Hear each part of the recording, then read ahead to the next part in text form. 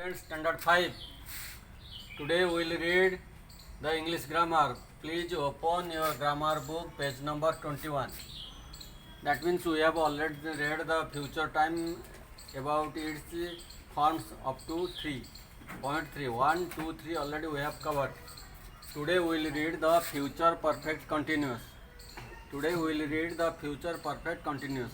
Previously we know that future is called time because a verb has no future tense form. Already it is a future time. Already we have known that it is not a tense, it is a future time. So that it has the forms like the tense forms. So it has also 4 forms. So last form today we will read, that is future perfect continuous form of future time. So here is the person, first person, second person and third person. And first person singular number pronoun is I. So its verb will be in future perfect continuous, that shall have been going. That means I shall have been going. That means I have gone and back, coming back. That means this work is ongoing. Already one work already completed and another work is going on. So that it is future perfect continuous. It is continuing. The work is continuing. That means going and coming back. Both going is up and down is ongoing or continuous. So that I shall have been going. Its plural will be we shall have been going. Like that in second person, you will have been going, and its plural will be you will have been going. And the third person is he or she will have been going, and in its plural will be they will have been going. So that we have completed this. We have completed the present tense, past tense and future time. Already we have completed this tense, and today we have completed that every tense has 4 forms.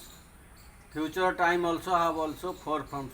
That means we have already read about future simple or indefinite, future imperfect or progressive, or future perfect continuous. Like that we have already read previously about the present simple or indefinite, present imperfect or progressive, or present perfect and present perfect continuous. Already we have read it. Then we have read also past tense forms, that is past simple or indefinite, past imperfect or progressive, past perfect and past perfect continuous.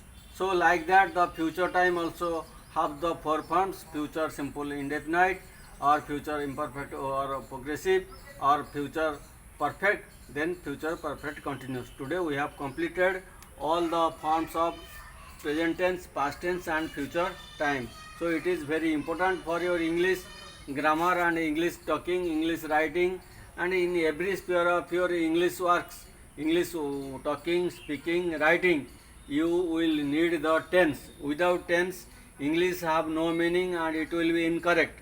So it is a very important chapter for you, and you will read it perfectly, and you have to remember it for your life. If you will remember it, no problem will come to read the English grammar or the English language, and you will try your best to keep it in your mind and to act it in your work. Have a nice day, my dear students, and you will remember my wording and advice, that it is very important chapter in English grammar. So it is the root of the English. So if you will remind it, it will remember it, no problem will be will be faced by you in reading the English. Have a nice day. Thank you this much. You will do it at your best, and you will understand it at your best. If there is any doubt or problem or anything you are thinking, that you may send your views in our school of. Have a nice day. Thank you, my students.